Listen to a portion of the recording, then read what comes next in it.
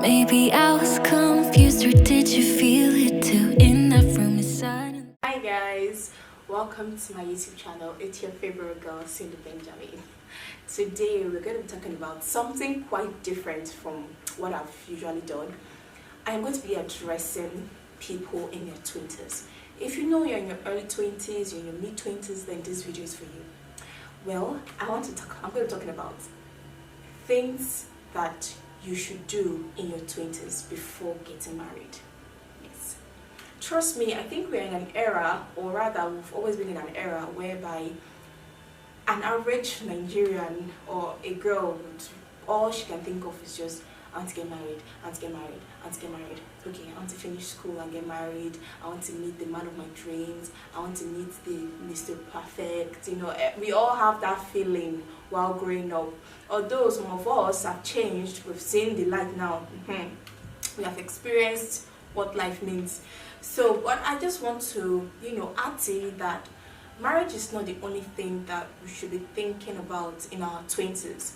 There are more than a million things that we could do and achieve in our 20s before getting married. So here are some of the things that I'm going to be talking about. I'm going to explain, going to throw more light on it.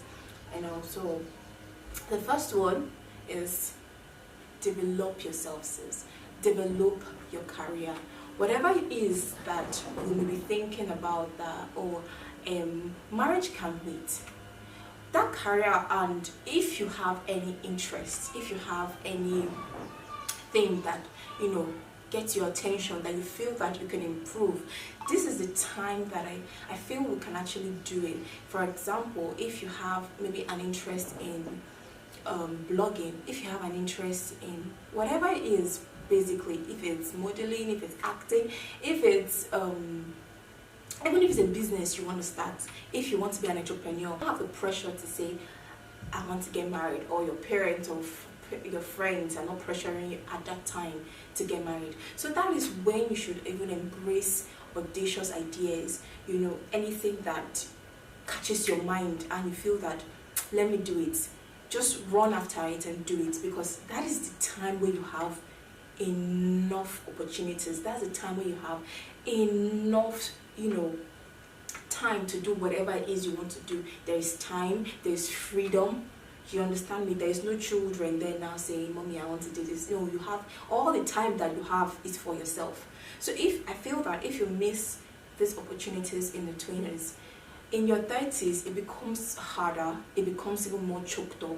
So please guys, if for example you have that business idea, you have that business plan, you have that skill that you want to learn, you have that interest that you want to develop, you have that that feeling, that how would I put this now, you have that in talent, exactly, you have that talent that you feel that is just lying there somewhere wasting. I feel that this is the time where we activate all these things and learn and grow. Although maybe over time our dreams or our interests may fade, or it could outgrow, we could outgrow some of all these things, but still I feel it's better to start. You get me? It's better to start. Then at the end, maybe towards your 30s, you may not have a change of interest, but you've started something that could be like a guideline for you to even have maybe a bigger perspective of something. For example, maybe you start making shoes, or you start making handbags. Later on, you may feel that I can actually own a bag line, I can actually own a shoe line, I can own a fashion line. That is not your interest. That's you are actually outgrowing some things. Meaning you started small, but now more ideas are coming in, more things you're thinking about, how to expand, how to grow bigger. Now you can even have more, audacious and bigger plans, and say, instead of me just doing this small, instead of me just doing this in a small scale, I can actually improve, I can actually add more things to it. So that's why it's better to start. Imagine you did not start, and then by the time you're even approaching your 30s, you may not even have that idea anymore. Even if you have that idea, the fear of, oh, Is it now I'll be doing all these things? No, please, let me just sit in my 9 to 5 job, or let me just, I'm not saying 9 to 5 job is bad. Hell no. You can actually grow from there. You can actually grow your career in a 9 to 5 job. But by then, if you had that thought when you were younger, but when you're now approaching your 30s, you'll now be like, I can't again. This one, I have pressing things to do. I have this, I have that. That dream just wither and fades away. So please, like I said, develop that career, develop that interest. Pay attention to the little things that give you sleepless nights. Pay attention to the little things that you feel you can work on, you feel you can develop. So now, I think I'll be moving on to the next one, which is, do not be a crowd pleaser. I know some people will say, what is that one again now? What do you mean by do not be a crowd pleaser? What do you mean by... I'm not saying, see, some people call it, you know, when you say kissing, when some people call this, when they say you're kissing asses. Yes, sometimes it could be that it's not intentional. You know, that I don't know if you guys understand that saying of do not displease yourself to please others. I think that this is where it actually, that's what I'm actually driving at. Do not displease yourself to please others. Because in that situation whereby you are always displeasing yourself, people notice these things and people tend to take advantage of that kindness that you have. You see it as a form of kindness, but people see it as foolishness and say, And even if people ask for something, every other person will say no, but they'll say, go and meet Cindy. Cindy will say yes. And everybody knows that you're not at that point, you're not at that phase, or you're not free at that time. But because they know that she will always say yes, Cindy does not have to say no, they'll say go and meet Cindy. And you now, because of the kind of person or because of the kind of attribute that you have, you will now say, okay, you know, I'm actually doing something now, but don't worry, I can help you. See, you're displeasing yourself. Time you should have invested in something important, you are now like pausing that part of your life just to assist someone else. I don't mean you should be rude, I don't mean you should be wicked, but I feel that there's a way you can subtly refuse people without being rude or arrogant. Exactly. So you should be more firm in the things that you do. I'm not saying that you should go and be, for some people now they'll not be like, because they say I should be firm, they're not going to be disrespecting their parent or outrightly rude and unnecessarily blunt to people. No. But I'm just really saying that if people want to trample on your feelings, if people want to take advantage of your generosity and kindness, I feel that you should be firm in your opinions. Do not go dilly-dally about and say no because she's my friend or he's my friend. I have even seen someone said that in your 20s you're going to lose friends. If you feel that these people are not, because as a friend, maybe in your 20s as a friend, you're not even supposed to be making friends that deliberately or genuinely want to hurt your feelings. I feel that that is where you should even maybe cut a lot of people off. If you feel that they are not tallying with your goals and your vision, so that's why in the first place, you cannot even be visionless and you even realize all these things. So you even need to have vision, you need to have a purpose. This is where you even discover your purpose in your 20s. So you need to even have a vision for you to even know that these people around me are not even working towards my vision in the first place. All they do is to take advantage of my feelings, they do this, they do that. So I feel that that is when you should even change your circle. Know that these people are not, they are working against you. Yes, there are some people that are actually working against you, but they're your friends. But you will not know that they're working against you. Why? Because when you bring ideas to them, they don't support it. They brush it under the carpet. They're not interested in the things that benefit you. But you're always there for them. That is also a crowd pleaser. But you're always there for them. They will come and cry to you. You'll be there to give them a shoulder to lean on. You'll be there to listen to them. You'll be there to give them advices. But they're never there for you. They're never there when you need them. They're never there to support you. They're never there to give you a shoulder to cry on. And at the end of the day, you realize that you're all alone. So when you now begin to approach your 30s, you will not even realize more that it has been all about you. It's all about you. It's all about your interests. It's all about what will benefit you. So I have seen someone said that you need to be selfish in self-love. You need to have self-love. Because if you are depending on people to give you the love that you don't even give yourself, you will never see it, because people would treat you the way you treat yourself. If you love yourself too much, I feel that is even when you love yourself too much, you will not allow any other person to disrespect your body. You will not allow another person to talk down on you. You will not allow any other person to, take advantage of you or your generosity. So it is self-love that will even actually make you realize all these things. Now, what I'm even trying to say is, I have seen a situation when people say that, oh, Cindy, you're beautiful. I tell them thank you, because I know, you understand, it's as a result of self-love and self-confidence that made me realize that, come, you're actually a beautiful girl. So you should wear that and make people know and realize it, because they see you carry yourself. They see you carry. So they cannot even come and even disrespect me. If somebody even says they're not even fine, I will challenge you and say, do you even know the meaning of fine? Do you know when somebody is beautiful? Do you know how beauty looks like? The person self won't be shocked, because they'll be like, this one, you can't even mess with this one. No. She knows herself. So that is how to put people in their place, to be firm in your words and to be firm in your opinions. Do not be a party pleaser. Do not be a crowd pleaser, because it's just all about you at the end. And when you find out that people do not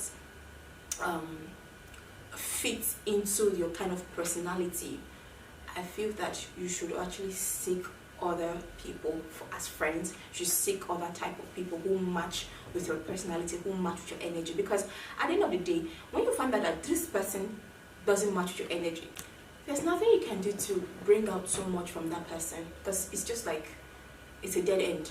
So that's why I feel that you should take on people or be friends with people who match with your energy, so that at the end of the day, when your energy is low, when you're not feeling so good, when you're not in high spirit, these people around you will boost your morale, they will boost your energy, they will increase the flow. Do you get me? So now moving on, I think that was well explained and that was well understood. Moving on, let us go to the next one. Now this one, I would say, be open to different ideas and explore. Oh my god, this is one of the most crucial things that I advise anybody to do when they're in their 20s. Do not get locked up with the illusion of, I want to work. You walk around the clock, and before you know it, you've woken up and you see that decade is over. You're approaching your third floor. You're approaching your 30s. Please go out, explore. I'm even in that category, and this advice is even to myself.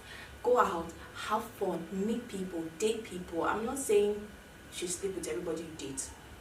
I don't know, people have this misconception about dating people. Dating people means you go out, get to know this person, get to see if this person match your energy, get to see if this person match your personality and your values, and see if this person is someone that you can work with, see if this person is someone that you can go through life with, if this person can be a good friend. It's through dating people that you know that, oh, this one is not a dateable person. This one is better to be remained as friends.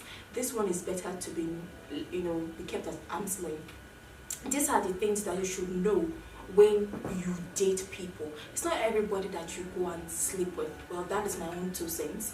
Now, this is the time where you now know what you want, what you don't want, what you like, what are your dislikes, and what you would look for in the long run in a life partner. Because this is the stage where you get to know things, where your views are expanded, where you are exposed, where you explore. So then you know that this suits me, this doesn't suit me.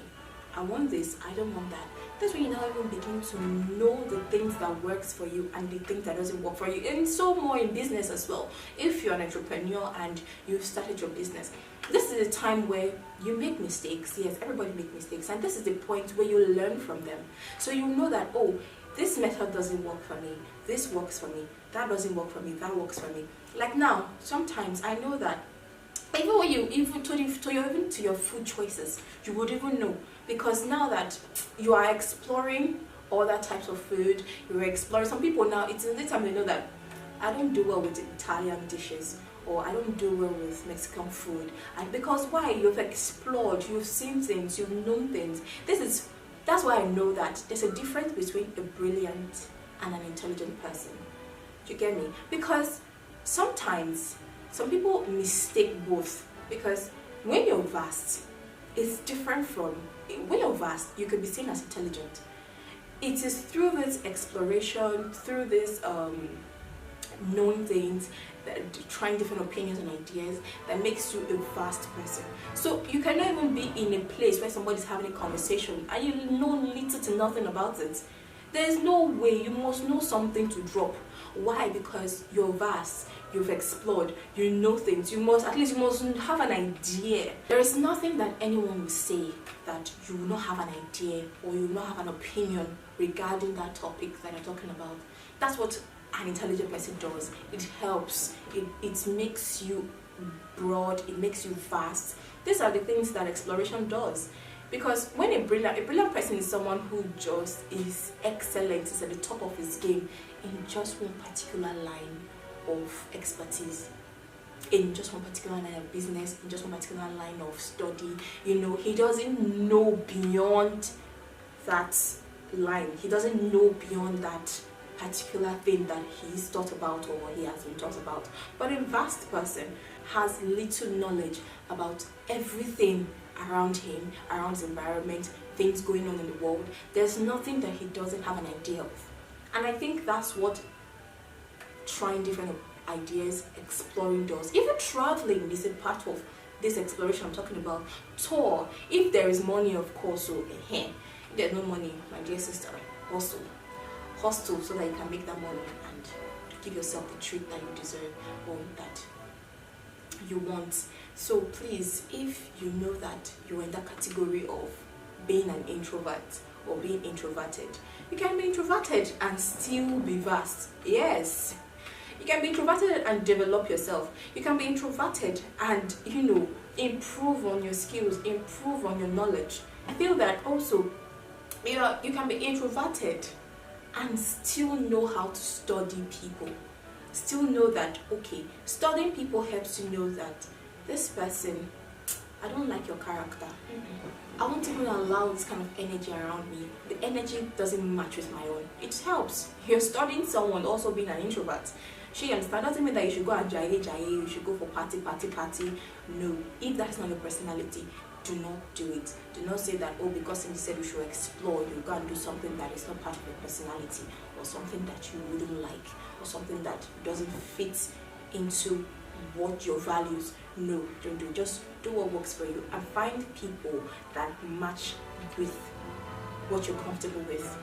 There is someone for everyone, in as much as I'm not saying you should have a bad character or you should have the worst attitude, because it will repel people away, it will drive people, and there's nothing you can do about it. So you need to work on yourself to know that I need to have a certain personality or a certain energy that can match with others. So you can know that, oh, you're matching with other people's energy and personality as well. Don't go and have a bad character, have a bad attitude, and I say, hey, everybody do what works for them. You auntie, uncle, you don't know. Me, I don't know that one. You're on your own. You would actually always drive people away. And at the end of the day, you find out that you're always alone. So you will not even get to even explore, get to study people and know the things that works for you in the first place. Or you just feel be your own little world, saying that, everybody's on their own now. Everybody's doing their own. Not knowing that you're the one with the bad character. So please work on yourself. In as much as you're working on your brains, you're working on your skills, you're working on your attitude, work on your personalities, work on your values as well. It should be reasonable. You get what I'm saying? I hope that is clear. So in summary, just say explore, try different opinions, do not be rigid and stagnant on one because you were taught something while growing up and now say this is it. I will be rigid. I don't want to change the opinion. It's my opinion. It's what I was taught. It's what I no. So that's one of the things that makes people even have bad attitudes. Because while you know something, but the world has changed. You need to unlearn. You need to relearn. That's where growth comes in. That's how you grow. That's how you evolve. That's how you become a different person. That's how you become a better person. Because once you just have that notion that my opinions can't be changed, my views can't be changed, is what I know, is what I've learned, that's what I'm going to stick with. No. Things are evolving. So imagine now our parents in the age of black and white television. Just because color television is out now and they're saying, no, I'm not changing because that's what I was doing, you will miss out on life. You will miss out on the good things of life. So that's how to enjoy and even be free and to have a certain level of freedom. It's if you unlearn and relearn new things. Even in relationships, it works as well. So this is the period or the decade of your life. I'm not saying that when you get to 30 is the way you stop learning, no. But this is the decade of your life where you're free-spirited, where you know that I need to do these things, I need to change some things, I need to drop some things, I need to emulate and pick up some things. Right? Good. So now, let's go to the next one. This one is networking. Now, people just feel that networking is meeting people and meeting people. No, networking is far more than that. I think it's meeting people with a strategy.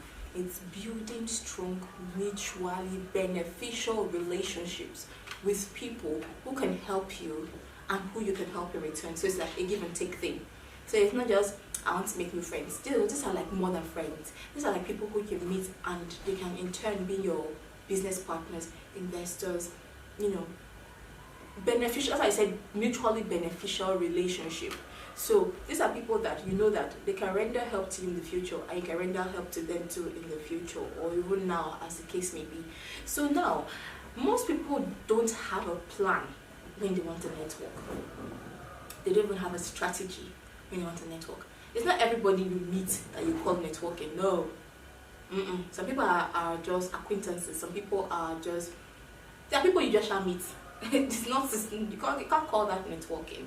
So for example, if you may have interest or you may want to go into networking or you want to network with people, you need to have a plan. You need to even ask yourself, who are the kind of people should I be meeting? Will these people be beneficial to my goals and my visions? Will they be beneficial to my purpose? Will they help me? So you will have that plan in mind. Then you can ask, okay, fine. I am into so and so kind of business, or I am into so and so kind of thing. I will need this set of people in my life. These are kind of people that will be beneficial to me, so that in case my ideas are low, these kind of people will give me ideas. A mentor, first of all, can be gotten through networking. So you can say, okay, fine. I will need this set of people in my life. I will need a set of people to help me realize or achieve my career and my goals. So how do I even meet such people? Okay, fine. There's a business meeting I need to attend. You understand? There is a show, a business stuff I need to do. There is this kind of event that I need to do. I need to attend. So and so person is organizing a book launch. I need to attend. Stuff like that. You need to be strategic in places you go to. You understand? I'm not saying you cannot meet some kind of certain set of people in clubs, but you will know the kind of people you meet in clubs, irrespective of the kind of people you meet at a book launch. Simple logic. So that's why I'm saying that, like I said in my previous point, I said go out, have fun. You know that, yes, I am going to club. I am going to have fun, unwind and relax. You cannot say, okay, I want to be strategic and meet some certain type of people at the club. In fact, even if they are that kind of people, you would not even know why, because they came to unwind. So they will never pay attention to you. They will never pay attention to you. You will never know them in the first place, because they even came to unwind. They came to relax. So that is why I'm saying that you need to be strategic in the places you go and the people that you will meet in such places. For example, now, let's say Atiku wrote a book. As you had an opportunity to be invited, you will know that that is a strong networking base for you to start, a strong foundation for you to start your networking base. You get me? Or for example, maybe a popular person with intellect, because there are different people popular for different reasons. A popular person with intellect, is organizing an event.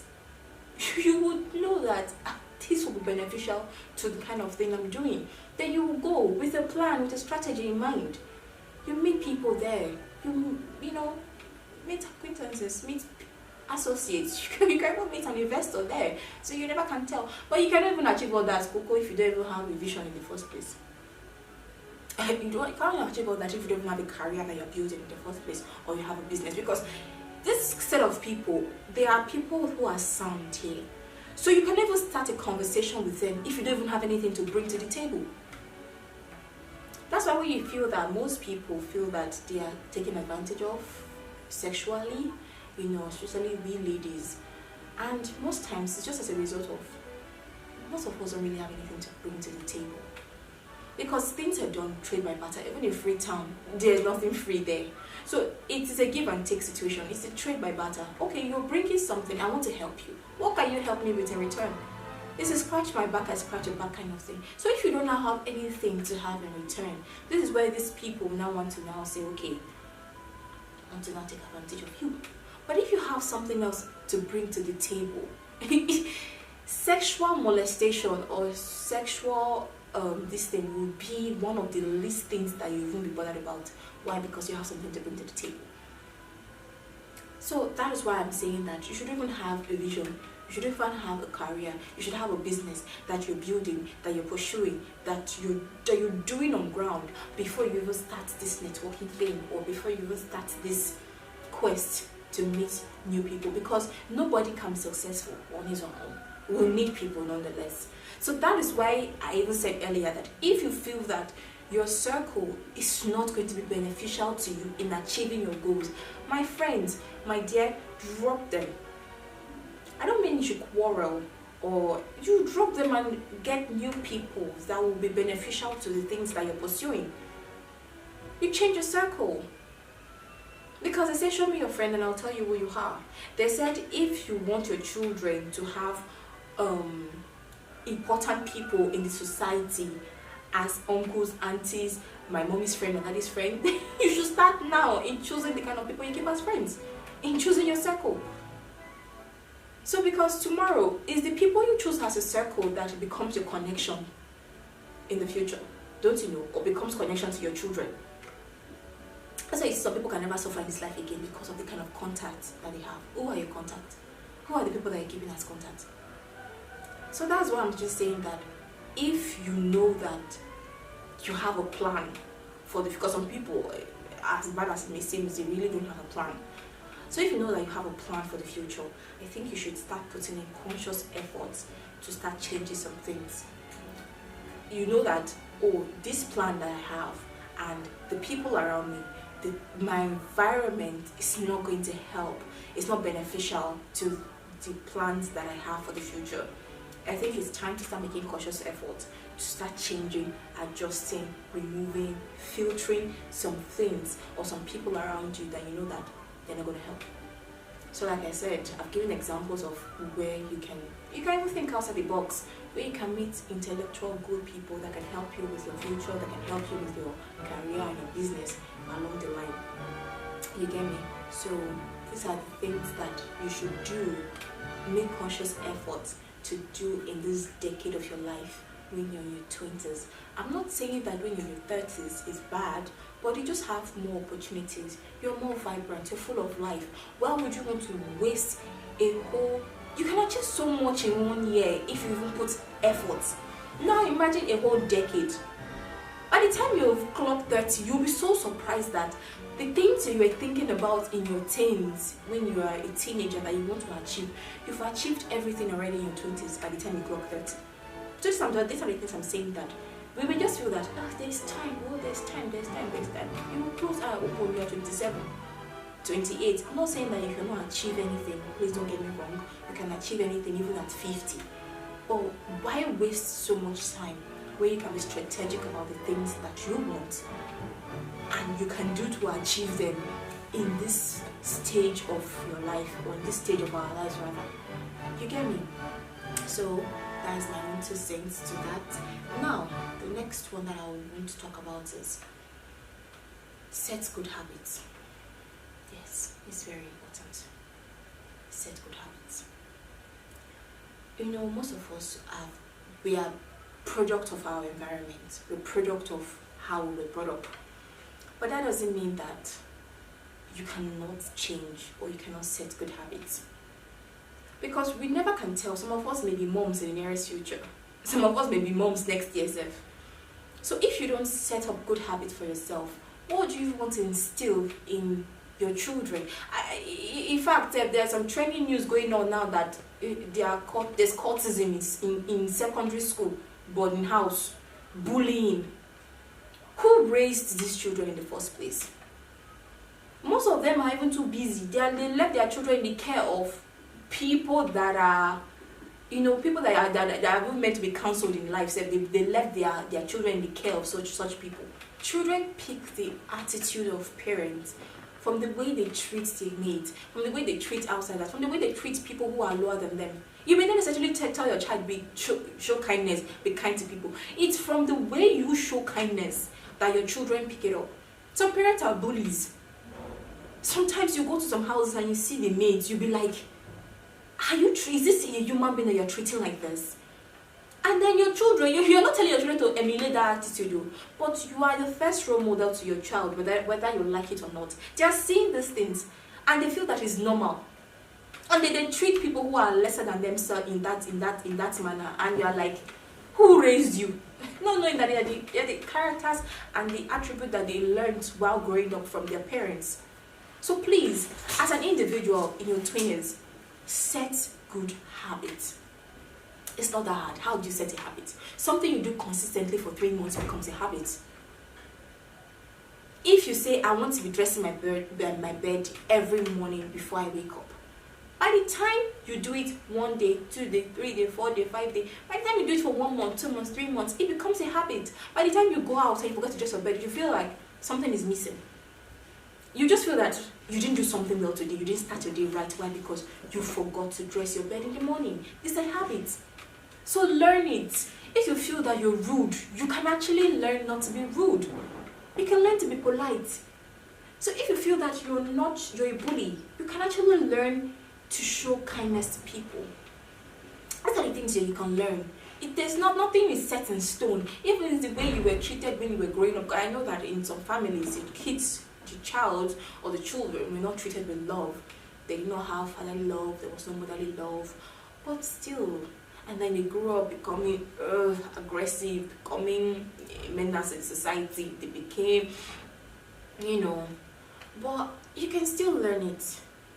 Don't just say, that is who I am, that is who I am, that is who I am. I'm not changing for anybody. I'm not saying you should change just because of a person. Change because you want to have good values. Change because you want to better someone else's life. Because you never can tell the impact you will make in someone's life if you come across a certain person. You never can tell. You can leave a negative impact that can ruin that person. You can leave a positive impact that can make that person, that can turn someone to a better person tomorrow. So you never can tell. So please just try to set up good habits. Do some soul searching. This is the period where you even do soul searching. Do some soul searching. In fact, I think the people that always say the truth are your loved ones.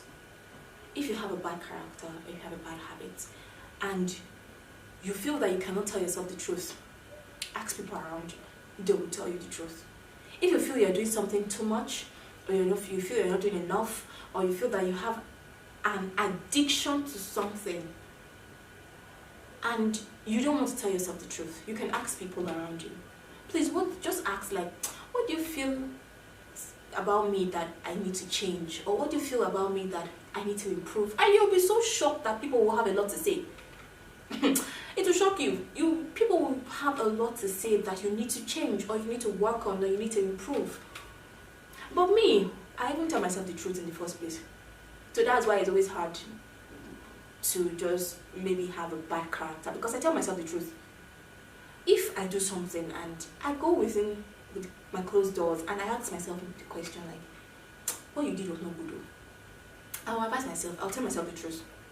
No, the way you responded to that person was not good.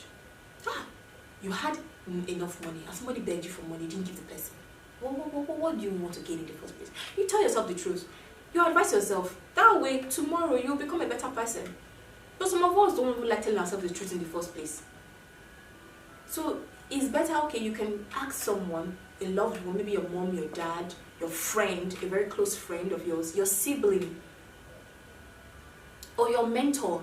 You can ask such people, sir, ma, or you call your girlfriend, you call your guy, you call whatever, and say, please, I'm just doing some self-examination, and I feel that what are the things that I could work on myself? What are the things I could improve? You can see that they will tell you sometimes procrastination. They'll say you don't take things serious, Gary.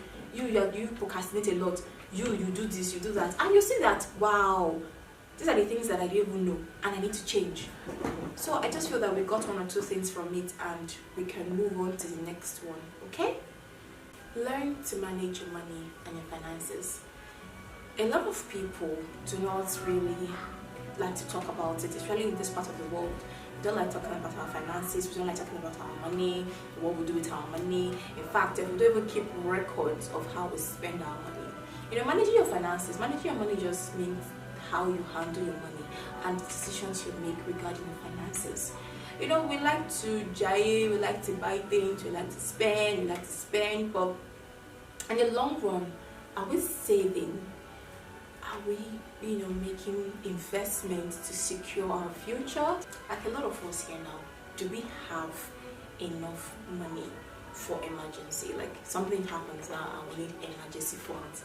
Do we have that kind of money? Do we have money stacked up somewhere to say, oh, this is the money that we will have in case of emergency? We don't. So all of us just living as the day goes by. God will save us for tomorrow. God will help us tomorrow. Just living by the day, living for the day. But actually, that's not how we are supposed to do things. That's not how things are meant to be done. Because tomorrow there's an emergency. Who are we going to run to? Some of us may have one or two persons to run to, but they may not help us the way we'll be able to help ourselves if we have something stacked away somewhere and say, okay, this is emergency funds. No, but some of us don't even have that kind of luxury. So we need to know how to manage our finances. No matter how small it is, we should always try to develop a saving culture. That is one of the habits I would like us to learn. Try to have a savings culture. Try to have a savings stacked up somewhere. Some of us are already working, having a career, doing a 9-to-5 job or having business. We should start saving. The earlier we start saving for your retirement funds, the better for us. So we should start saving for retirement, start saving for emergencies, start saving for certain things. In fact, some of us, we need to even save for the kind of luxury we want to have or we want to afford. It's also part of investment. You need to save for investment. You need to have investment somewhere. Start the time where you even make research, know the kind of investment that would be suitable for you, if depending on the kind of salary or the amount that you earn each month, that you earn monthly. So you start making research, start doing your own personal research, start making findings on the kind of investment that you would like to make, on the kind of investment that it will be suitable for you to go into, so that you can actually sleep while making money. We're in a digital age where people sleep and make money, where their money works for them. You can be doing your 9-to-5 job, be doing your business, and you have investments stacked up somewhere. You can buy, digital currencies. You can do different things that make you have money while you sleep. You don't have to wait till push come to shove and then you are now left stranded. Because the truth is, a lot of us working now, and if, for example, we are sacked from our current place of work, we may not last 1 month without having another source of income. What is 1 month? Some of us will never last 2 weeks. Some of us will never last 1 week without having another source of income. We'll be left stranded. But some of us now, when they're telling us now, we just hear what we are doing, and leave my future for later. My future will take care of itself. There's this saying that says that this trendy thing that says, leave my future for my future will take care of itself, and all I want to do is enjoy. I also enjoy my money now or something. The future will take care of itself. Okay, now the future will take care of itself until we are stranded. We don't have anywhere to go. There's no emergency funds saved up somewhere, and there's no investments laying around, and then our eye will now clear, our eye will open, I will not have anything to fall back on. There's nothing as having something to fall back on. We should always have something saved up somewhere. We should always have something to fall back on, just in case, because we don't know how the future will be. We don't know what the future has for us. So it's a good habit to learn in your 20s. In fact, it's a good habit to learn as soon as you start seeing money. Any money that comes to your hand. In fact, if as a parent, a young parent, and you want to instill that culture in your children, I think the earlier the better, because it's a habit. Savings is a habit. Learning how to save is a habit. So the moment you start having money, the moment money starts touching your hand, please cultivate that habit of saving. No matter how small it is, no matter how large it is, no matter how it is, just cultivate that habit of saving. It will help you. It has been, there's nobody that said it did not help them. It will help you. Because in fact, if you even want to start a business, you want to start something, if we were even in secondary school, they said sources or places you can get money from when you want to start a career, when you want to start a business. So in the first one they say is personal savings. Personal savings. If you don't have personal savings, what would you not even show people that want to even invest in your career or your vision or whatever it is that is something even tangible, where you don't even have a personal savings. You should even have a personal savings and say, okay, this is how much I have saved so far. Even if you want to go and show your uncle or your dad or your mom and say, okay, assist me, or even an investor, this is how much I have come up with so far. When they see that it's a good amount of money, they see that it's even something at all, they'll be like, this person's serious with life. This person's serious, let me assist you. But when they ask you, how much have you had so far? Nothing. Okay, what have you done so far? Nothing. Just business idea. You're not serious now. You're actually not serious. So this is why I'm saying that it's a habit that you should cultivate, because you don't know where the future will take us to. You don't know what will happen tomorrow. You don't know what could happen at any given point in time. So please try to cultivate the habit of saving, learn to manage your finances. Always, there's something called scale of preference. When you have your own money, it's not everything you see that you buy. It's not everything that you want to splurge money on. I'm not saying you should not splurge. You can splurge, you can do whatever you want to do, you can jaye, you can do this and do that. But there's just something called scale of preference. The most important things, your necessities are what comes first. After you remove your savings, then you spend money on your necessities. Then you cannot spend on the other things that are, by the way, extravagant, luxury. You know, you cannot splurge money on those things. But by the time you've covered your necessities, then you've removed from the savings. If there's nothing remaining, my sisters, my brother, stay like that. Don't now use money that you're supposed to use for savings to splurge. That's where, come on, you need to apply common sense. We need to apply common sense on these things. So you need to know your billings in a month as a person. It's rent included. How much is your feeding in a month? How much is your data in a month? How much are you using on transportation? How much are you using on all of those important stuff, your basic needs first? Then you can say, okay, this is totaling up to this amount. If I remove this percentage from my monthly income on savings, how much will be remaining to cater for this, my basic necessities, my needs? Then if the amount is now, you can now sort out your needs and there's still change remaining, then you can now do your wants.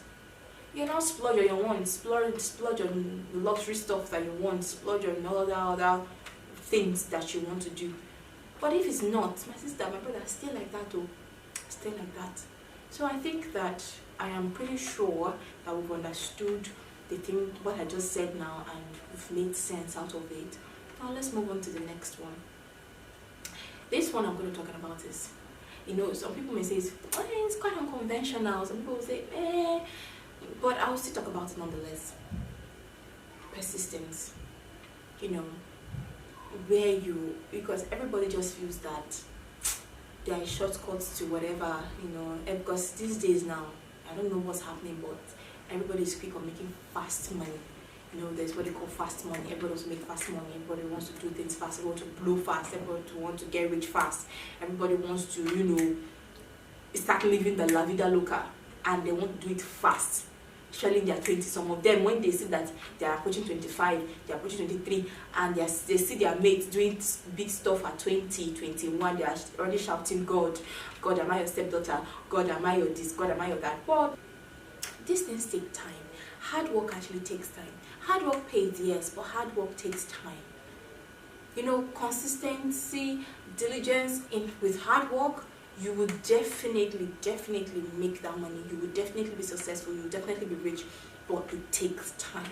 But now you see that as a 25, you see a 23-year-old girl, 23-year-old boy riding Range Rover, doing this, doing that, and you feel that you're a failure. You feel that you've not arrived. You feel that you've not achieved. But that's not true. Everyone has different journeys. We don't know what that person did That's the fast things we're talking about, the fast money we're talking about, the fast everything we're talking about. But by the time you're diligent and you're consistent, hardworking in whatever thing that you're doing, that's what I call zest.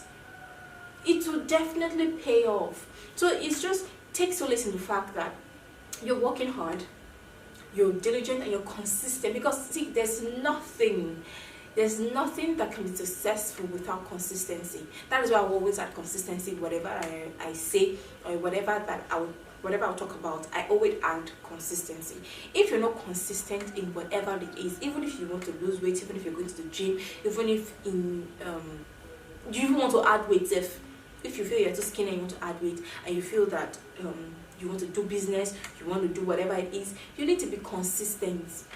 Most of the time, you see that people that have arrived or people that have achieved, we don't know how long they've been doing it. Do you understand me? Some of them will see them as a finished product, but we did not know the process on which they did what they were doing. It could take them 5 years, it could take them 7, it could take them 10, but we're not aware of their journey because we didn't know them there. They only felt, we felt they came to the limelight when they've already achieved, but we were not there when they were putting in the work. We're not there when they were putting in whatever they were doing.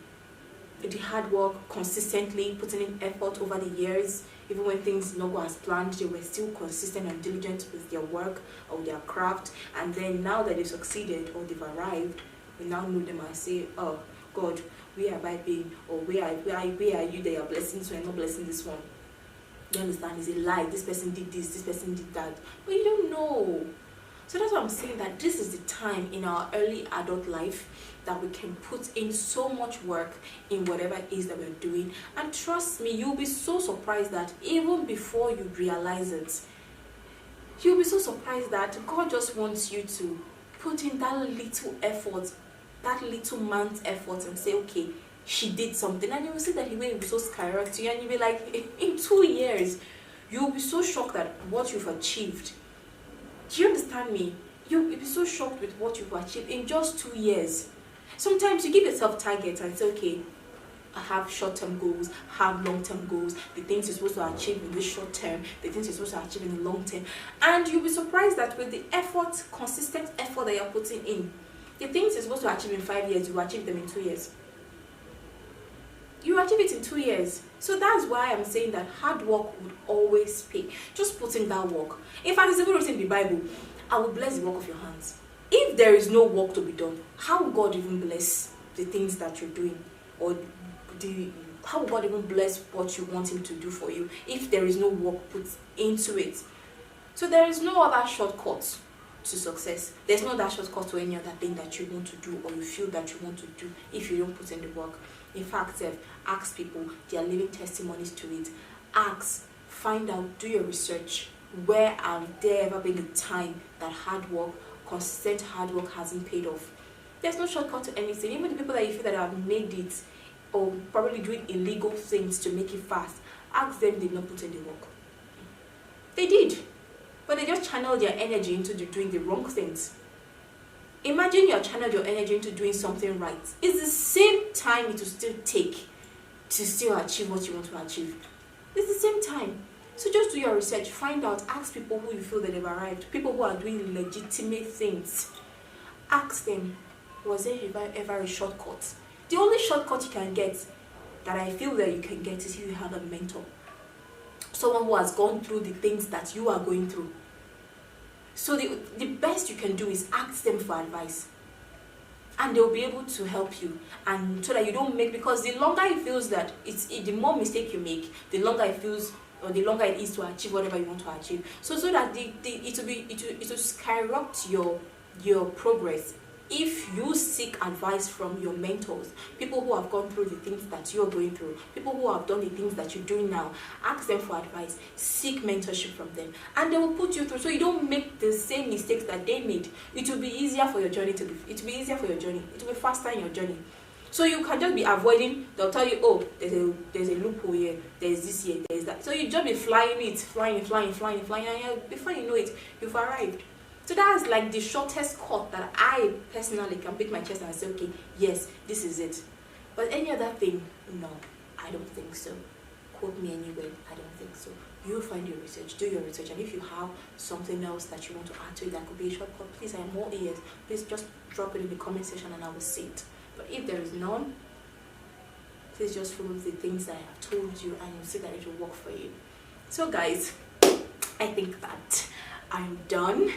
I think that I have poured my heart out, and I know that any reasonable person watching this video would pick at least one or two things from my video that would change your life, or that would help you reset your mind, change your mindset a bit, you get me, and let's just be human together. I just want to see everybody grow. I just want to see everybody progress. I just want to see, these are from my own personal experiences. I just decided to just come and share to people and just make people have a better understanding of certain things.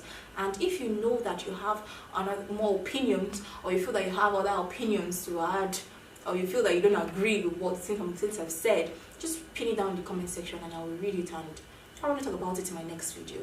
I love you guys. Please do not forget to like, subscribe, turn on your notification bell for my video when they drop. Please just continue watching my videos, keep sharing, and you're doing me more good than you think. This is a way of you helping me too. So dish out good content, you watch, you like, and you share. That's your own way of helping me as well. I love you guys. Thank you so much, and I'll see you in my next video. Mwah. Maybe I was confused, or did you feel it too? In that room, it suddenly just felt like it was me and you. 'Cause I forgot about your friend, what's his name?